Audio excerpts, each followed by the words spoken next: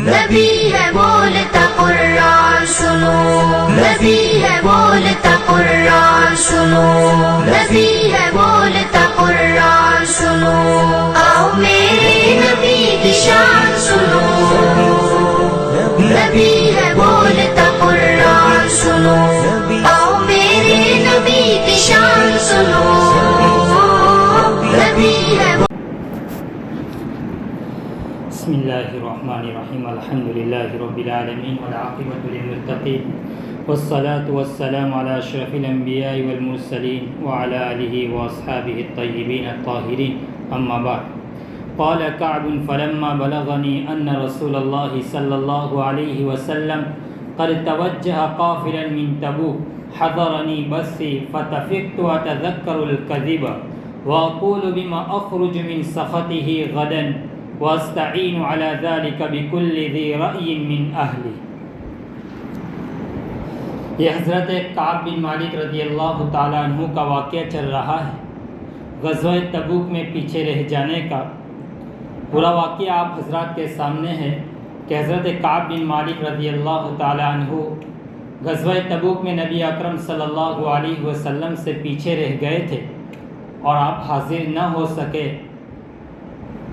جب نبی اکرم صلی اللہ علیہ وسلم غزوہ تبوک پہنچ گئے اور غزوہ تبوک پہنچنے کے بعد وہاں 25 روز قیام فرمایا، لیکن دشمنوں کے ساتھ کوئی لڑائی پیش نہیں آئی۔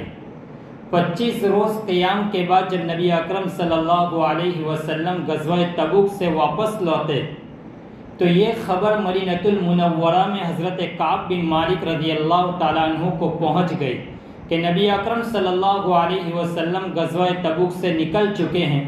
جیسے ہی یہ اطلاع حضرت کعب کو پہنچی، حضرت کعب رضی اللہ تعالیٰ عنہ فرماتے ہیں میرا تو غم اور حزن اور بڑھ گیا، میرے دل میں طرح طرح کے خیالات آنے لگے کہ اب میرا کیا ہوگا، میں کس چہرے کو لے کر نبی اکرم صلی اللہ علیہ وسلم کے سامنے حاضر ہوں گا اور کس چہرے کو لے کر نبی اکرم صلی اللہ علیہ وسلم کے سامنے بیٹھوں گا اور آپ سے ملاقات کروں گا۔ حضرت کعب فرماتے ہیں کہ مجھے طرح طرح کے خیالات اور وسوسے آ رہے ہیں۔ فرماتے ہیں کہ میں نے اپنے دل میں یہ گھڑ لیا اور میں اپنے دل میں یہ کہنے لگا کہ میں کوئی ایسا جھوٹا بہانہ بنا لوں گا اور کوئی بناوٹی بات بنا کر نبی اکرم صلی اللہ علیہ وسلم کے سامنے پیش کر دوں گا، اللہ کے رسول خوش ہو جائیں گے اور میرا عذر قبول فرما لیں گے۔ فرماتے ہیں اس جھوٹے بناوٹی بہانہ بنانے کے لیے میں نے اپنے گھر کے تمام افراد سے مشورہ کرنا شروع کر دیا کہ تم مجھے کوئی رائے دو جو میں نبی اکرم صلی اللہ علیہ وسلم کے سامنے پیش کروں اور میرا کسی طرح میرا چھٹکارا ہو جائے۔ حضرت کعب بن مالک رضی اللہ تعالیٰ عنہ فرماتے ہیں کہ میں نے سارے لوگوں سے مشورہ طلب کیا، سارے لوگ مجھے طرح طرح کی باتیں بتانے لگے۔ فرماتے ہیں یہ حضرت کعب بن مالک ہے، یہ صحابہ ہے، ان کو معلوم ہے کہ اللہ کے رسول صلی اللہ علیہ وسلم کے ساتھ جو بات پیش آئے گی اور جو واقعہ پیش آ گیا قیامت تک لکھا جائے گا، لوگ پڑھیں گے، لیکن وہ اپنے دل میں جو غلط وسوسہ جو آ رہا ہے اس کو نقل کر رہے ہیں۔ یہ صحابہ کرام کی امانت داری تھی، صحابہ کرام کی کتنی بڑی امانت داری کہ ان کے دلوں کے اندر میں جو وسوسے آئے اس کو بھی انہوں نے بیان کیا۔ آگے حضرت کعب بن مالک رضی اللہ تعالیٰ عنہ فرماتے ہیں فلما قیل ان رسول اللہ صلی اللہ علیہ وسلم قد اضل قادما زاح عني الباطل حتى عرفت انی لم انج منه بشيء ابدا فاجمعت صدقه۔ حضرت کعب بن مالک رضی اللہ تعالیٰ عنہ فرماتے ہیں جب مجھے یہ پتہ چلا کہ اللہ کے رسول بالکل مدینہ منورہ کے قریب آ گئے، فرمایا میرا تو غم کی انتہا نہیں رہی، میں اب کیا کہوں۔ فرماتے جیسے ہی مدینہ کے قریب پہنچ گئے اللہ کے حبیب، میرے دل میں جتنے غلط خیالات تھے، جتنے باطل خیالات تھے، سارے ختم ہو گئے اور میں نے یہ ارادہ کر لیا کہ جو ہونے والا ہے وہ ہوگا، لیکن میں اللہ کے رسول کے سامنے سچ بات بتا دوں گا کہ مجھے کسی چیز نے پیچھے نہیں روکا سوائے سستی اور کاہلی کے۔ میں جو ہوگا وہ سچ بتا دوں گا۔ اگر آج میں نے جھوٹ بول دیا اور اللہ کے رسول راضی بھی ہو گئے، اللہ تبارک و تعالیٰ وحی کے ذریعے آپ علیہ السلام کو بتلا دیں گے۔ فرماتے ہیں حضرت کعب بن مالک رضی اللہ تعالیٰ عنہ کہ میں نے ارادہ کر لیا کہ میں اللہ کے رسول کے سامنے جو ہوگا وہ سچ بتا دوں گا۔ میرے دل سے سارے خیالات ختم ہو گئے۔ میرے بھائیوں، ابھی تو نبی اکرم صلی اللہ علیہ وسلم مدینہ المنورہ میں حاضر بھی نہیں ہوئے، پہنچے بھی نہیں۔ اس سے پہلے صحابہ کی یہ حالت تھی کہ آپ کا یہ اثر، آپ کی تربیت، آپ کا رعب کہ صحابہ کے دلوں کے وساوس ختم ہو گئے، اگر وہاں موجود ہو تو آپ اندازہ لگائیے جناب رسول اللہ صلی اللہ علیہ وسلم کی تربیت کا کیسا اثر ہوگا، آپ کی صحبت کا کیا اثر پڑتا ہوگا صحابہ کا۔ یہی تو وجہ ہے کہ قرآن کریم میں اللہ تبارک و تعالیٰ فرماتے ہیں یا ایھا الذین آمنوا اتقوا اللہ، اے ایمان والو تم اللہ سے ڈرو اور وَكُونُوا مَعَ الصَّادِقِينَ، سچے لوگوں کے ساتھ رہو، کہ سچوں کی صحبت تمہیں نیک بنا دے گی۔ بروں کے ساتھ بیٹھو گے، بروں کے ساتھ اٹھنا بیٹھنا رہے گا تو تمہیں برا بنا دے۔ صحبت صالح ترا صالح کنت، صحبت طالح ترا طالح کنت، نیک لوگوں کی صحبت تجھے نیک بنا دے گی اور برے لوگوں کی صحبت تجھے برا بنا دے گی۔ ابو داؤد شریف کی روایت ہے، اللہ کے حبیب علیہ السلام نے فرمایا، ابو سعید خدری فرماتے ہیں لا تصاحب الا مؤمنا، کہ مومن کے سوا تمہارا کوئی دوست نہیں ہونا چاہیے۔ اور آگے فرماتے ہیں ولا یأکل طعامک الا تقی، تمہارا کھانا سوائے پرہیزگار کے اور کوئی نہ کھائے۔ آپ اندازہ لگائیے نبی اکرم صلی اللہ علیہ وسلم کی تعلیمات کے اوپر کیسی پاکیزہ تعلیم دے رہے ہیں اللہ کے حبیب کہ مومن کے سوا تمہارا کوئی دوست نہیں ہونا چاہیے اور تمہارا کھانا نیک لوگوں کے سوا کوئی نہ کھائے۔ گویا اس بات کی طرف اشارہ ہے کہ تمہارا دنیا میں اگر تم کسی کو دوست بنا رہے ہو تو ذرا دیکھ لو کہ ان کا چال چلن، ان کا طور طریق کیسا ہے، کیا وہ نیک ہے یا بد ہے۔ اگر وہ نیک ہوگا تو تمہیں نیک بنا دے، اگر وہ برا ہے تو تمہارے اندر برائی آئے گی۔ امام غزالی علیہ رحمہ فرماتے ہیں اگر انسان لالچی ہوگا اور اس کے ساتھ تمہارا اٹھنا بیٹھنا ہوگا تو تمہارے اندر میں لالچ کی صفت آ جائے گی، تمہارے اندر میں حرص کا مادہ آئے گا، اس لیے کہ انسان کی فطرت ہی ایسی ہے کہ وہ اپنے دوست کے اندر میں جو چیز ہوتی ہے وہ اپنے اندر اختیار کر لیتا ہے۔ اس لیے نبی اکرم صلی اللہ علیہ وسلم نے فرمایا مومن کے سوا تمہارا کوئی دوست نہیں ہونا چاہیے اور تمہارا کھانا نیک لوگوں کے علاوہ کوئی نہ کھائے۔ اسی روایت کے ساتھ ابو داؤد شریف میں روایت ہے الرجل علی دین خلیلہ، کہ دوست اپنے دوست کے دین پر ہوتا ہے، آدمی اپنے دوست کے دین پر ہوتا ہے۔ فَلْيَنْظُرْ أَحَدُكُمْ، تم میں سے ہر شخص کو چاہیے کہ وہ دیکھ لے کہ کس کو وہ دوست بنا رہا ہے۔ تم میں سے ہر شخص کو چاہیے کہ وہ دیکھ لے کہ میں کس کو دوست بنا رہا ہوں، کیا وہ نیک ہے یا برا ہے۔ اس لیے میرے بھائیوں، انسان جیسے لوگوں کے ساتھ صحبت ہوگی، بہت زبردست اللہ کے رسول صلی اللہ علیہ وسلم نے مثال بیان کی، فرمایا اگر تمہاری محبت دوستی عطر فروش کے ساتھ ہوگی تو انسان اس کے ساتھ اٹھنا بیٹھنا ہوگا، انسان وہاں سے عطر نہیں خریدے گا، کم سے کم خرید لے گا، اگر نہیں بھی خریدے گا تو وہ عطر فروش جو بیچنے والا ہے وہ اس کو لگا دے گا، اگر نہ بھی لگائے گا تو کوئی حرج نہیں، لیکن اس کی دکان سے خوشبو تو ضرور آئے گی۔ یہ نیک لوگوں کی مثال دی۔ اور برے لوگوں کی مثال اللہ کے حبیب نے فرمایا ایک لوہار ہے جو اپنے اوزار بناتا ہے، تم وہاں بیٹھو گے تو وہاں چنگاری اڑ کر تمہارے کپڑے پر آئے گی، تمہارے کپڑے کو سوراخ کر دے گا۔ اگر چنگاری نہیں آئے گی کم سے کم وہاں سے جو گرد و غبار ہوگا وہ تمہارے کپڑے کو گندا کر دے گا۔ یہ برے لوگوں کی مثال ہے۔ اس لیے میرے بھائیوں، ہمیں چاہیے کہ ہمیں نیک لوگوں کی صحبت اختیار کرنی چاہیے۔ بہرحال حضرت کعب بن مالک رضی اللہ تعالیٰ عنہ فرماتے ہیں کہ میرے دل کے اندر میں جتنے غلط خیالات تھے، اللہ کے رسول جیسے ہی مدینہ کے قریب آئے میرے سارے خیالات ختم ہو گئے اور میں نے میرے دل میں سچا یقین کر لیا کہ جو ہوگا اللہ کے رسول صلی اللہ علیہ وسلم کے سامنے سچ سچ بتا دوں گا۔ سچ میں نجات ہے، چاہے تھوڑی دیر کے لیے پریشانی ہوگی لیکن سچ میں نجات ہے۔ انسان جھوٹ بولے گا تو ایک جھوٹ کے سامنے اس کی کتنی پریشانی اٹھانی پڑے گی۔ آپ حضرات کے سامنے حضرت آدم علیہ نبینا علیہ السلام کے دونوں بیٹوں کے واقعہ آپ کو معلوم ہوگا، قابیل اور حابیل۔ یہ بڑا لمبا واقعہ ہے، تو قابل نے اپنے مسئلے کا حل غلط طریقے سے اختیار کیا اور اس کی وجہ سے وہ ہمیشہ پریشان رہا، اور قیامت تک جتنے لوگوں کے ناجائز مقدمات اور اس کو قتل کیے جائیں گے، سارا کا سارا وبال قابل کے اس میں نامہ اس کے دفتر میں جائے گا۔ اس لیے ہمارے ہمیشہ چاہیے انسان کو اپنی پریشانی کا حل صحیح طریقے سے چننا چاہیے۔ اگر کسی کو اولاد نہ ہو تو اللہ سے مانگے، ایسا نہیں کہ کسی قبر کے اوپر جا کر اپنی منت مانگے۔ انسان کسی ناجائز مقدمے میں ملوث ہے تو صحیح طریقے سے اس کی راہ اختیار کرے۔ اگر کوئی بیماری میں ملوث ہے تو اللہ سے اس کا حل مانگے، نہ یہ کہ کسی بھوے اور کسی باوے کے پاس جائے۔ میں اسی بستی کا واقعہ بیان کرتا ہوں کہ ایک چند سال پہلے جب میں وہاں تراویح سنا رہا تھا گاؤں میں، جب تراویح ختم ہو گئے تو ایک بچہ مجھے کہنے آیا کہ آپ کو فلاں گھر بلا رہے ہیں۔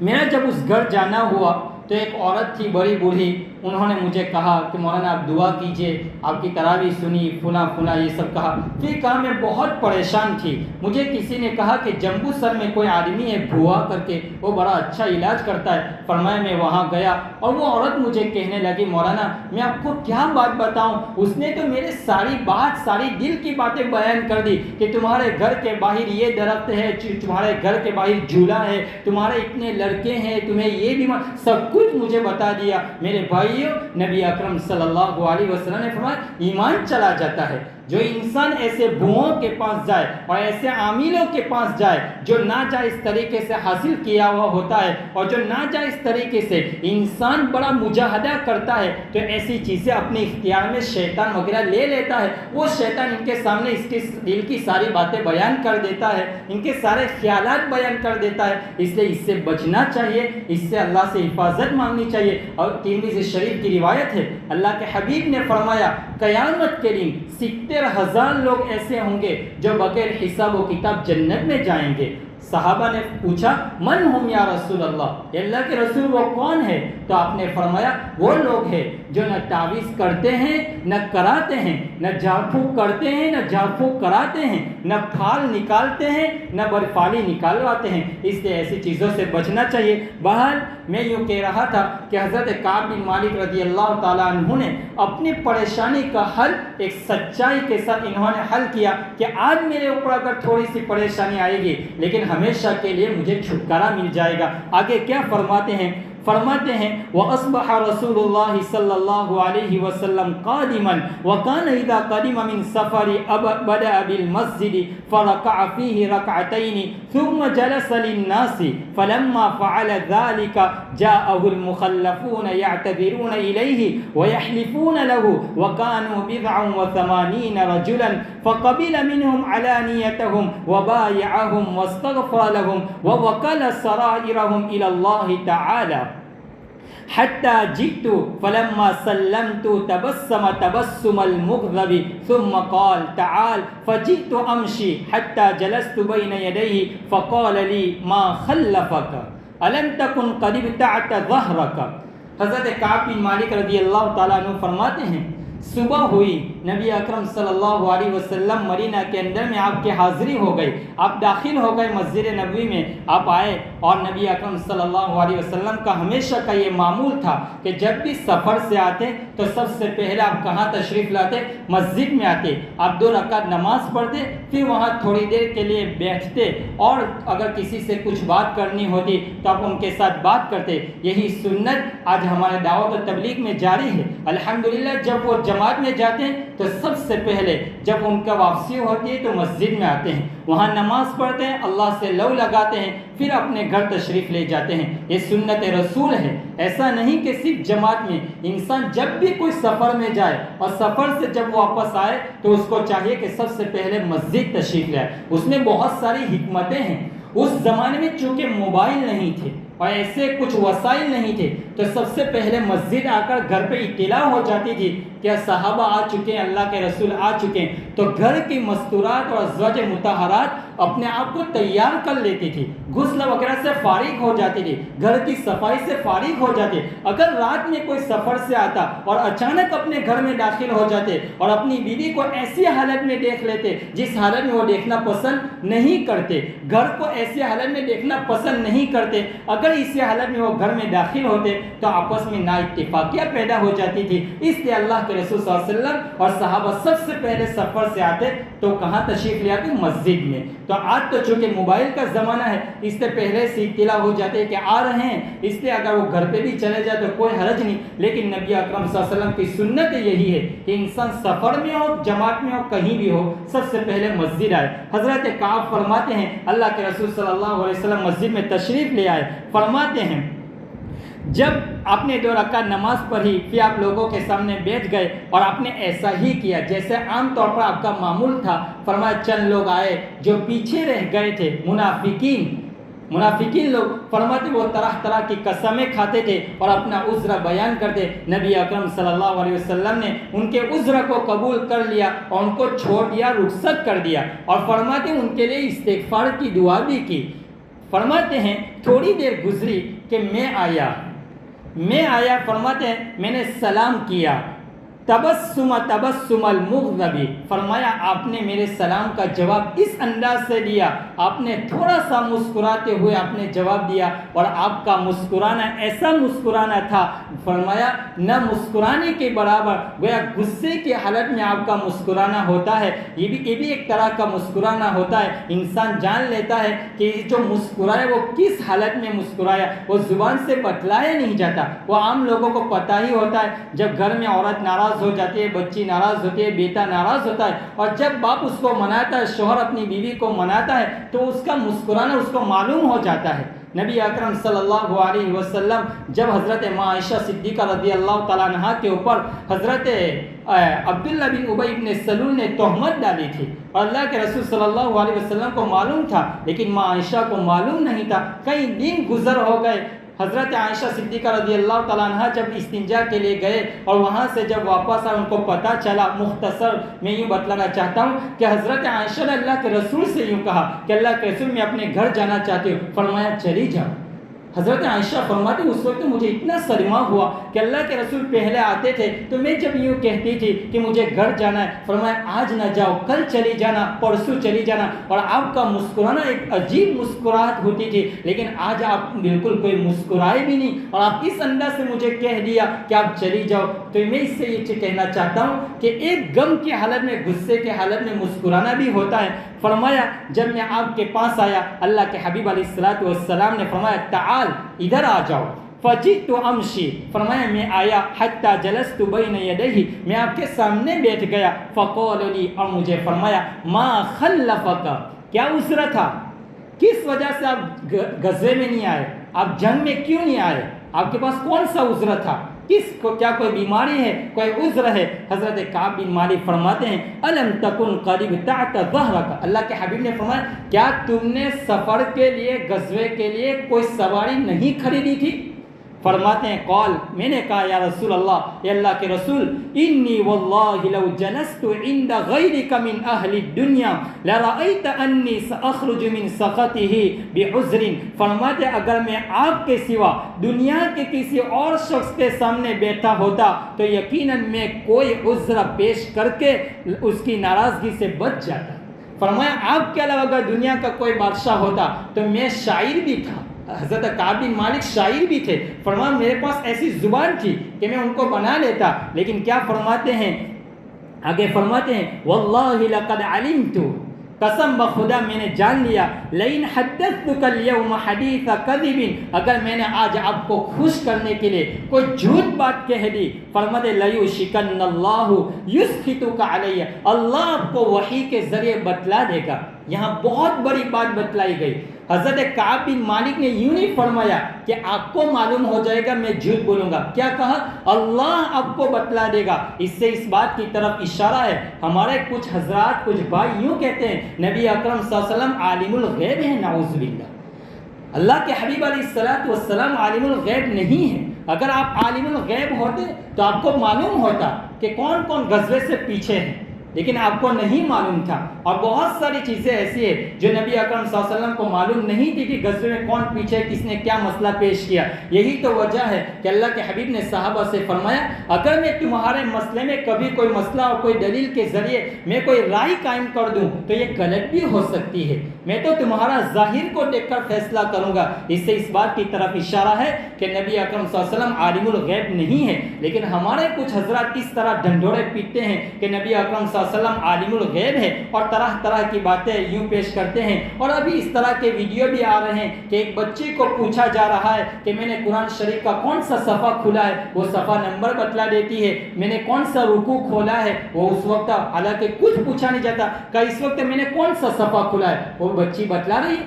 فرمایا وہ کہہ رہے ہیں کہ جب ایک بچی ہو کر یہ ایک بتلا رہی ہے تو نبی اکرم صلی اللہ علیہ وسلم کیوں عالم الغیب نہیں ہوگا. لیکن بقول حضرت مفتی احمد صاحب خان پوری دامت برکاتہم فرماتے ہیں اس سے کہ اس سے صاف معلوم ہوتا ہے کہ نبی اکرم صلی اللہ علیہ وسلم عالم الغیب نہیں تھے. اس لیے کہ حضرت کعب نے صاف طور پر بتلا دیا کہ اللہ آپ کو وحی کے ذریعے بتلا دے گا.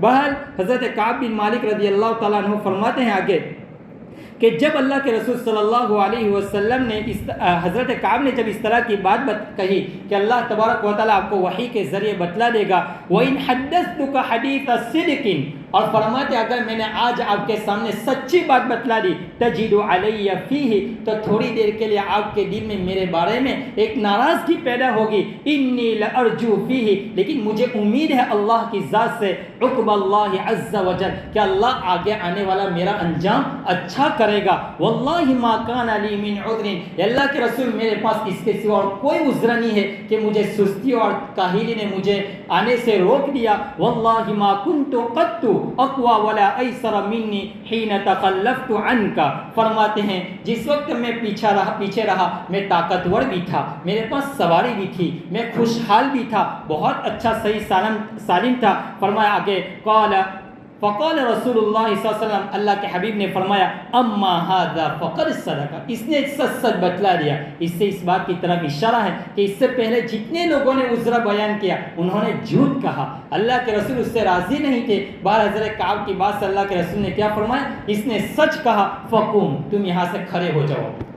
اللہ کے حبیب نے فرمایا تم یہاں سے کھڑے ہو جاؤ. حتی یقضی اللہ فیک, یہاں تک کہ اللہ تبارک و تعالیٰ آپ کے بارے میں کوئی فیصلہ سنا دے. اب کیا ہوتا ہے آگے, جیسے مجلس سے آگے اٹھے صحابہ طرح طرح کی باتیں کہہ رہے ہیں کہ آج سے کبھی کوئی غلطی نہیں ہوئی, آج پہلی مرتبہ اس طرح کی غلطی ہوئی, اللہ کے رسول نے آپ کو نکال دیا, آپ جھوٹ بول دیتے. اب کیا ہوتا ہے آگے, اور 50 دن تک اللہ کے رسول صلی اللہ علیہ وسلم کی ناراضگی رہی, وہ خود اپنا واقعہ بیان کر رہے ہیں. اللہ تبارک و تعالی ہمیں ان کہی سنی باتوں کے اوپر عمل کرنے والا بنائے اور ان صحابہ کے نقش قدم پر چلنے والے بنائے. یہ صحابہ اللہ کے حبیب نے فرمایا اصحابی کالنجوم بأیہم اقتدیتم اہتدیتم, میرے صحابہ ستاروں کے مانند ہیں, ان میں سے جس کی بھی اقتداء کرو گے تم کامیاب ہو جاؤ گے. اللہ تعالیٰ ہمیں انہی کے نقش قدم پر چلائے اور قیامت کے دن انہی صحابہ کے ساتھ ہمارا حشر فرمائے. وآخر دعوانا الحمدللہ رب العالمین. آج 29 ذی القعدہ شروع ہو چکا ہے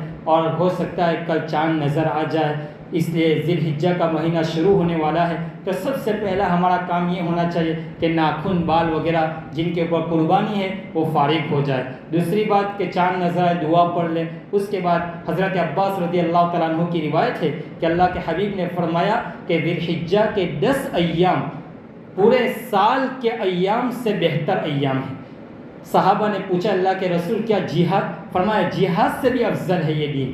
فرمایا البتہ جو انسان اپنا مال سب کچھ لوٹا دے, جہاد میں جاؤ خالی ہاتھ واپس آئے, بال اس کا ثواب زیادہ ہے. لہذا راتوں میں سے سب سے افضل رات رمضان المبارک کے آخری عشرے کی رات ہے, اور دنوں میں سب سے افضل ایام 10 دن یہ ذی الحجہ کے ہیں, اور اس میں سب سے بڑا عرفہ کا دن ہے. انشاءاللہ جمعہ کے دن اسی پر گفتگو ہوگی. اللہ کے حبیب نے فرمایا جو عرفہ کا روزہ رکھے گا اللہ اس کے 1 سال اگلے اور 1 سال پچھلے 2 سال کے اس کے گناہ معاف کر دے. تو اگلے سال کا گناہ کب معاف کرے گا؟ جبکہ وہ 1 سال جیے گا. تو اس سے ہمیں صاف ایک پر ایک ٹکٹ مل جاتی ہے اور ایک مل جاتا ہے کہ 1 سال تو ہم زندہ رہیں گے، لہٰذا 1 سال سے کچھ نہیں ہوگا۔ ہمارے گاؤں کا واقعہ مولانا حنیف صاحب جی بھائی مرحوم، اللہ ان کی مغفرت فرمائے، انہوں نے عرفہ کا روزہ رکھا تھا اور ایک مہینے سے غالباً وہ بیمار تھے، کئی مہینوں سے کورونا میں، اور بالکل کوئی جواب نہیں تھا، لیکن جب عرفہ کا روزہ ختم ہو گیا اور دوسرے ہی دن عید کے دن آپ کا انتقال ہوا تھا۔ اس لیے اللہ کے حبیب نے جو بات بتلائی وہ 100% صحیح ہے، لہذا ان ایام کو سستی میں اور کاہلی میں نہ گزارے، ان میں خوب عبادت کرے۔ اللہ وقفے ہمیں یہ وقت دے رہا ہے تاکہ میرے بندے عبادت کر کے میرے محبوب بن جائے۔ وآخر دعوانا الحمدللہ رب العالمین۔ بسم اللہ الرحمن الرحیم، اللہم صلی وسلم علی سیدنا محمد وعلی آل سیدنا محمد مبارک وسلم، اللہم صلی وسلم علی سیدنا محمد وعلی آل سیدنا محمد مبارک وسلم، اللہم صلی وسلم علی سیدنا محمد وعلی آل سیدنا محمد مبارک وسلم۔ اے اللہ ہمارے گناہوں کو معاف فرما، خطاؤں سے درگزر فرما، سیئات کو حسنات سے مبدل فرما۔ الہ العالمین یہاں جتنے حضرات تیرے بندے بیٹھے ہوئے ہیں سب کو قبول فرما لیجئے، سب کی کامل و مکمل مغفرت فرما لیجئے، سب کو اپنا محبوب و مقبل بندوں بندیوں میں شمار فرما لیجئے۔ جتنی اللہ تیری بندیاں گھروں میں سن رہی ہے سب کو قبول فرما لیجئے۔ اے پیارے اللہ ان کے گھروں میں علماء ربانیین پیدا فرما لیجئے، اس بستی میں علماء ربانیین محدثین مفسرین پیدا فرما لیجئے۔ اے اللہ یہ ٹوٹا پھوٹا سلسلہ چل رہا ہے اللہ اس کو قبول فرما لیجئے، دور دور تک اس کو اللہ قبول فرما لیجئے۔ اللہ اس کی برکتوں سے ہمیں مالا مال فرما لیجئے۔ اللہ تیری شان ربوبیت سے ہم سب کی تربیت فرما لیجئے، ہم سب کے عمر میں برکت نصیب فرما، اعمال صالحہ کی توفیق نصیب فرما۔ اے اللہ تیرا پاک نبی کی مبارک زبان سے نکلے ہوئے الفاظ، صحابہ کرام کی مبارک زبان سے نکلے ہوئے الفاظ ہے، اے اللہ ہماری زبان گندی ہے، ہمارا جسم گندا، ہم اس لائق نہیں ہے کہ ہم اپنی زبان سے اس الفاظ کو ادا کر سکے، لیکن میرے اللہ ہم انہی کے غلام ہیں، ہم محتاج ہیں، ہم ضرورت مند ہیں، ہمیں قبول فرما لیجئے۔ ہماری زندگیوں کے بدلنے میں اللہ انقلاب پیدا فرما لیجئے۔ اے اللہ جتنے یہاں حضرات بیٹھے ہوئے ہیں سب کو قبول فرما لیجئے، اپنے مخلصین بندوں میں شامل فرما لیجئے، اور یہ جو ذی الحجہ کا مہینہ آ رہا ہے اللہ اس کی صحیح قدر کرنے کی توفیق نصیب فرما لیجئے، اعمال صالحہ کرنے کی توفیق نصیب فرما، اے اللہ عبادت کرنے کی توفیق نصیب فرما، اے اللہ آقا صلی اللہ علیہ وسلم کی سنتوں کے مطابق زندگی گزارنے کی توفیق نصیب فرما۔ وصلی اللہ تعالی علی خیر خلقہ محمد وعلی آلہ واصحابہ اجمعین برحمتک یا